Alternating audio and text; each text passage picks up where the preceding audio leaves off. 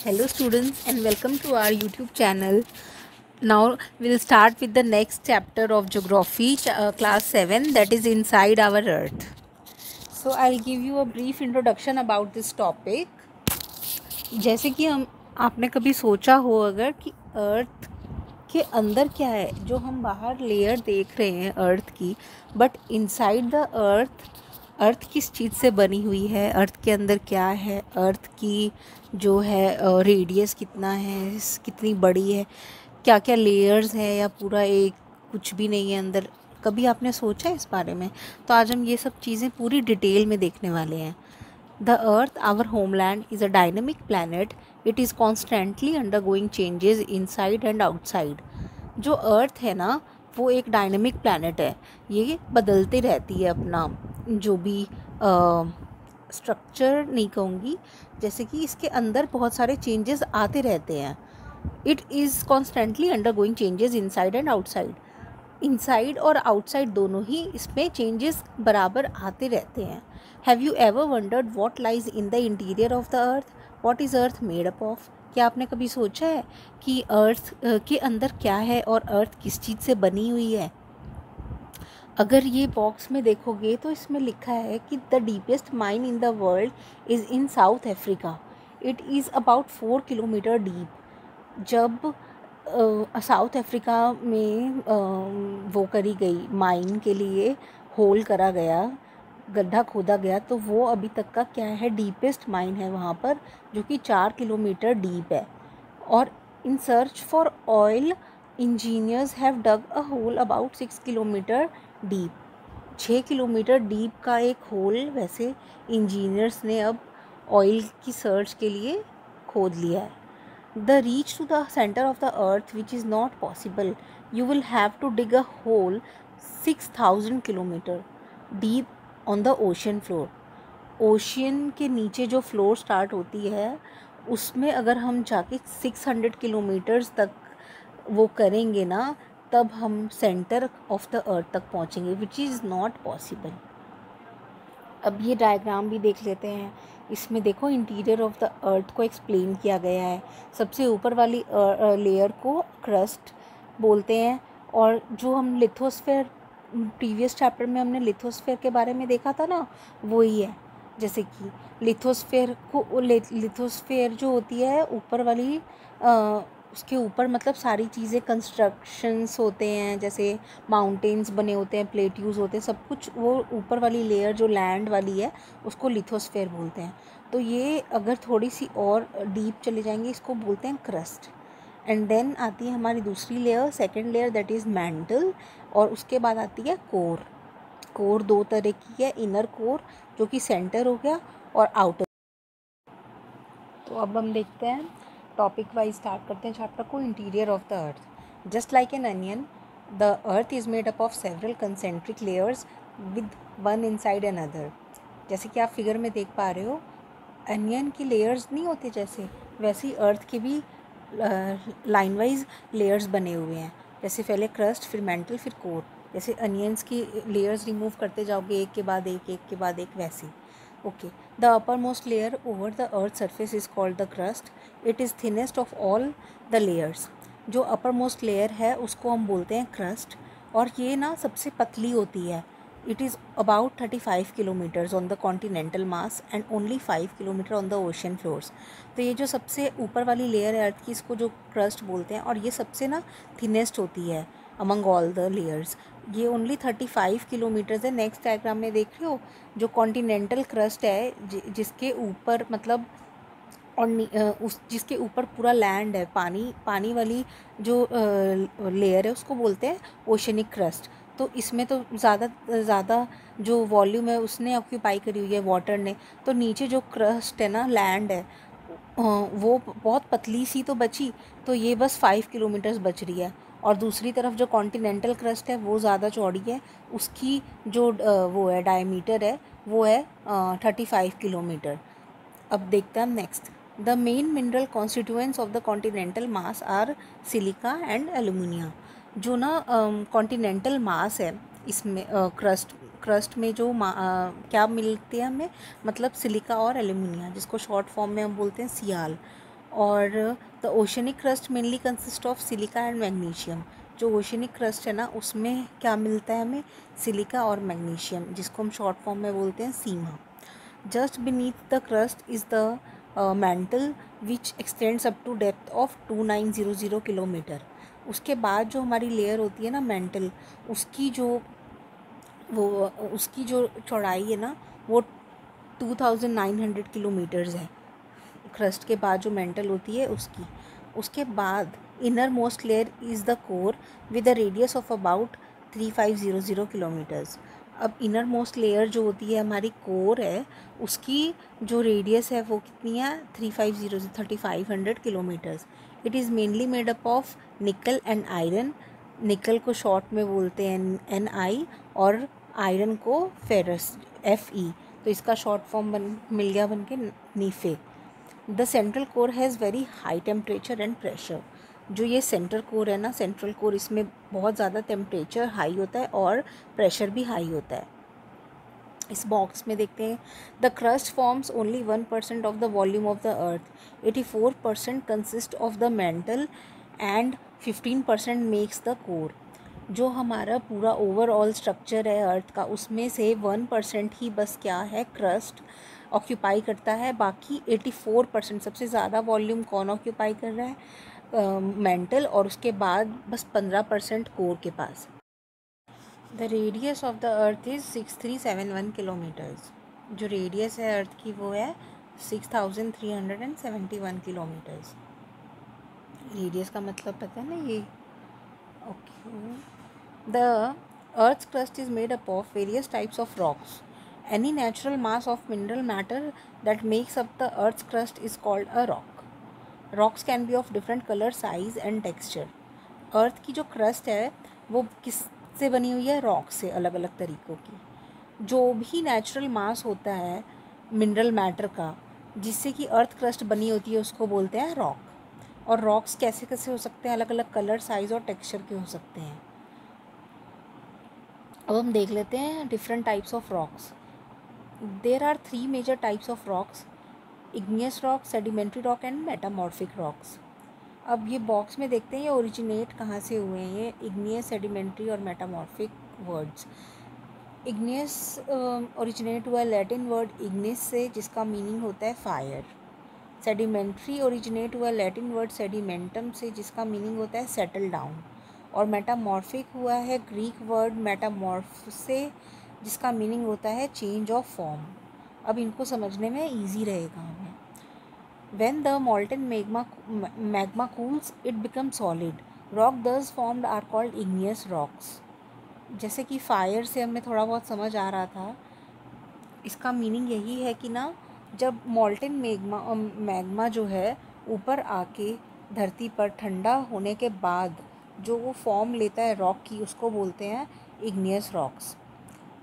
इसको primary rocks भी बोलते हैं।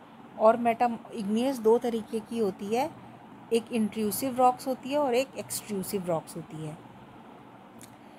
Can you imagine lava coming out from the volcanoes? Lava is actually fiery red मॉल्टन magma coming out from the interior of the earth on it's surface. When this molten lava comes on the earth's surface, it rapidly cools down and becomes solid.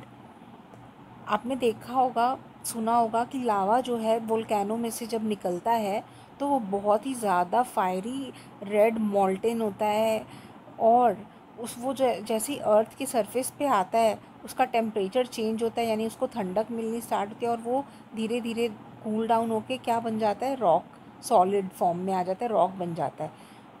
और ऐसे वो अर्थ के crust पे settle down हो जाता है, और उसको एक्सट्रूसिव इग्नियस रॉक्स बोलते हैं, क्योंकि वो एक्सट्रोवर्ट मतलब बाहर आ गया एक तरीके से। और ऐसे ही जो अंदर रह जाते हैं, ज़रूरी नहीं है ना कि अर्थ जब वोल्केनो होती है तो क्रैक्स पड़ते हैं अर्थ पे, तो सारी की सारी मैग्मा जो है मॉल्टन वो बाहर ही आ जाए। कुछ ऊपर तक तो पहुंच जाती हैं, लेकिन फिर भी अर्थ के अंदर ही दबी रह जाती हैं। तो जहाँ से वोल्केनो बर्स्ट हो रहा था वहाँ से ऊपर तो टेम्परेचर उसको थोड़ा सा नॉर्मल मिल जाता है, तो वो धीरे धीरे कूल डाउन होके वहीं पर रॉक फॉर्म कर लेती है। They have a very fine grained structure. जो for example basalt, extrusive igneous rocks का एग्ज़ाम्पल दिया हुआ है बेसाल्ट। और ये कैसी होती हैं, बहुत ही पतली फाइन होती हैं, ग्रेन स्ट्रक्चर, पिसी हुई बारीक। उसके बाद हम they have a very fine yes basalt. The deacon प्लेटू is made up of basalt rocks. जो डिकन प्लेटू है ना साउदर्न साइड में, वो बेसाल्ट रॉक्स के ही बने हुए हैं। अब जो मैं बता रही थी कि sometimes the molten magma cools down deep inside the earth's crust, solid rocks so formed are called intrusive igneous rocks. Since they cool down slowly, they form large stones used to prepare paste or powder of spices, and grains are made of granite. जो हम grinding stones नहीं देखते, granite के ही बने होते हैं। और ये ग्रेनाइट किसका एग्जांपल है, इंट्रूसिव इग्नियस रॉक्स का। ये ना धीरे कूल डाउन होते हैं पर हो जाते हैं एक पॉइंट पर आके, क्योंकि बाहर आने के लिए तो उनको टेम्परेचर मिल जाता है, तो वो जल्दी ठंडे हो जाते हैं और रॉक का फॉर्म ले लेते हैं। पर अंदर उनको थोड़ा सा स्लो प्रोसेस होता है, और इसके एग्जांपल्स हो जाते हैं granite. Rocks roll down, crack and hit each other and are broken down into small fragments. These smaller particles are called sediments. जब पत्थर आपस में टकराते हैं, क्रैक्स पड़ते हैं एक दूसरे से, तो वो छोटे छोटे फ्रैगमेंट्स फॉर्म कर लेते हैं, और इन्हीं को हम सेडिमेंट्स बोलते हैं। These sediments are transported and deposited by wind, water, etc. ये एक जगह से दूसरी जगह पानी और हवा की मदद से ट्रांसफ़र हो जाते हैं। These loose sediments are compressed and hardened to form layer of rocks. These types of rocks are called sedimentary rocks. ये जो लूज सेडिमेंट्स होते हैं, जब ये कंप्रेस होके हार्ड फॉर्म ले लेते हैं तो ये लेयर्स ऑफ रॉक्स बनाते हैं। इस टाइप की रॉक्स को हम क्या बोलते हैं, sedimentary rocks. For example sandstone is made from grains of sand. जो सैंडस्टोन होता है ना, वो एक सेडिमेंट्री रॉक का एग्जाम्पल है। और ये कैसे बना है, सैंड की ग्रेन से। These rocks may also contain fossil of plants, animals and other microorganisms that once lived on them. Sedimentary rocks में क्या मिलते हैं हमें, fossils of plants, animals and other microorganisms, क्योंकि वो बहुत छोटे छोटे उनको इकट्ठा करके जब वो कंप्रेस होते हैं पार्टिकल्स उनसे बनते हैं। तो इसी बीच में क्या क्या आ जाते हैं, थोड़ा बहुत कुछ रिमेन्स ऑफ डेड एनिमल्स और प्लांट्स, ये माइक्रो ऑर्गेनिज्म, ये सब भी उसमें मिक्स होके पाए जाते हैं। Igneous and sedimentary rocks can change into metamorphic rocks under great heat and pressure. For example, clay changes into slate and limestone into marble. Igneous or sedimentary rock can change into metamorphic rock. Metamorphic rock क्या हो गई, जब igneous और sedimentary rocks बदल जाते हैं, अपने form को बदल लेते हैं, किस वजह से, अंडर ग्रेट हीट और टेम्परेचर, तब वो मेटामॉर्फिक रॉक्स कहलाए जाते हैं। फॉर एग्ज़ाम्पल क्ले जो है चेंजेस इनटू स्लेट, और लाइमस्टोन जो है चेंजेस इनटू मार्बल। तो मार्बल और स्लेट बाद में क्या माने जाएंगे, मेटामॉर्फिक, क्योंकि वो किसको क्या थे, पहले क्ले थे और मार्बल क्या था, लाइमस्टोन था। Rocks are very useful to us. The hard rocks are used for making roads, houses and buildings. You use stones in many games. For example, 7 stones, hopscotch, 5 stones. Find out some more such games by asking your grandparents, parents, neighbors, etc. Rocks बहुत हमारे लिए useful होते हैं, और hard rocks तो बहुत ज़्यादा useful होते हैं, क्योंकि उनसे हम रोड्स, हाउसेस और बिल्डिंग्स बनाते हैं। और हम बहुत सारे गेम्स खेलने में भी यूज़ करते हैं इनको, जैसे कि पिट्ठू, किट टापू, गिटी, और आप ऐसी लिस्ट बना सकते हो जो आप गेम्स खेलते थे। रेड फोर्ट और ताजमहल की यहाँ पिक्चर बनी हुई है। इसमें बताया गया कि रेड फोर्ट जो है वो रेड सैंडस्टोन से बना है, और ताजमहल वाइट मार्बल से बना है। आपने ऊपर देखा था कि मार्बल किसका एग्जाम्पल है, मेटामॉर्फिक रॉक का, और सैंडस्टोन किसका एग्जाम्पल है, सेडिमेंट्री रॉक का। You will be surprised to know that one type of rock changes to another type under certain conditions in a cyclic manner. This process of transformation of the rock from one to another is known as rock cycle. Rock जो अपना form change करती है ना, rock, उसको बोलते हैं rock cycle. जैसे कि इस डायग्राम में आप देख रहे होंगे कि पहले मैग्मा के फॉर्म में लावा जो पिघल के ऊपर आता है, वो सबसे पहले उसको बोलते हैं इग्नियस रॉक। इग्नियस रॉक जब छोटे छोटे पार्टिकल्स में इधर उधर उड़ के वाटर और एयर के सहारे जब वो हीट और प्रेशर के चलते जो वो रॉक फॉर्म करता है सेडिमेंट्स के थ्रू, उसको बोलते हैं सेडिमेंट्री रॉक। अब सेडिमेंट्री रॉक ने अपना जब फॉर्म चेंज कर लिया, जैसे कि ऊपर अभी हमने देखा था, तो ये बन जाते हैं मेटामॉर्फिक रॉक्स, जैसे कि मार्बल है और स्लेट था। वापस से जब ये हो सकता है कि अर्थ के अंदर धीरे धीरे चले जाएं और फिर से वॉल्केनो बर्स्ट हुए, इसीलिए वो वापस से मैग्मा का रूप भी ले सकते हैं। अगेन इग्नियस रॉक जो है वो मेटामॉर्फिक रॉक भी बन सकती है, और मेटामॉर्फिक रॉक जो है वो सेडिमेंट्स बन के सेडिमेंट्री रॉक भी बना सकते हैं। इसका मतलब मेटामॉर्फिक रॉक भी सेडिमेंट्री रॉक बन सकती है और इग्नियस रॉक भी मेटामॉर्फिक रॉक बन सकती है, और सेडिमेंट्री रॉक फिर से टूट के वापस से सेडिमेंट्स भी बन सकती हैं। ये सारा मिला के क्या बनता है हमारा rock cycle. You have already learned when the molten magma cools it solidifies to become igneous rocks. आपने ऊपर देखा था कि जब मॉल्टन मैग्मा ठंडा हो जाता है और सॉलिडिफाई हो जाता है तो वो इग्नियस रॉक बन जाते हैं। These igneous rocks are broken down into small particles that are transported and deposited to form sedimentary rocks. अब जो इग्नियस रॉक्स हैं वो छोटे छोटे पार्टिकल्स का फॉर्म ले लेते हैं और वो ट्रांसपोर्ट होके इकट्ठे हो जाते हैं to form sedimentary rocks. When the igneous and sedimentary rocks are subjected to heat and pressure, they change into metamorphic rocks. अब ये सेडिमेंट्री रॉक्स जैसा कि अभी मैंने बताया, ये वापस से जब अपना फॉर्म चेंज करते हैं तो इनको बोलते हैं metamorphic rocks. The metamorphic rocks which are still under great heat and pressure melt down to form molten magma. अब अगर इस पर और ज़्यादा हीट और प्रेशर डाला जाए तो फिर से ये मैग्मा बन जाता है, and this मॉल्टन magma again cool down and solidify into igneous rocks. Okay, rocks are made up of different minerals. Minerals are naturally occurring substance which have certain physical properties and definite chemical composition. Rocks जो है ना वो बहुत different minerals से बने हुए हैं, और मिनरल्स क्या होते हैं, नेचुरल अकरिंग सब्सटेंस होते हैं जिसमें कि कुछ सर्टेन फिजिकल प्रॉपर्टीज़ पाई जाती हैं और कुछ डेफिनेट उनकी केमिकल कंपोजिशन होती हैं। Minerals are very important to human kind के लिए मिनरल्स बहुत ही ज़्यादा ज़रूरी होते हैं। Some are used as fuels, जैसे कि कुछ जो है मिनरल्स वो फ्यूल्स के फॉर्म में यूज़ किए जाते हैं। For example coal, natural gas and petroleum. जैसे कि एग्ज़ाम्पल है कोयला और नेचुरल गैस और petroleum. They are also use in industries. Iron, aluminium, gold, uranium, ये सारे क्या हो जाते हैं, हमारी इंडस्ट्रीज़ में यूज़ हो जाते हैं। इन मेडिसिन, इन फर्टिलाइज़र्स, और मेडिसिन्स बनाने में और फर्टिलाइज़र्स बनाने में भी। So that's it students, I hope आपको ये चैप्टर अच्छे से समझ आया होगा। थैंक यू, मिलते हैं नेक्स्ट क्लास में। Thank you, bye bye.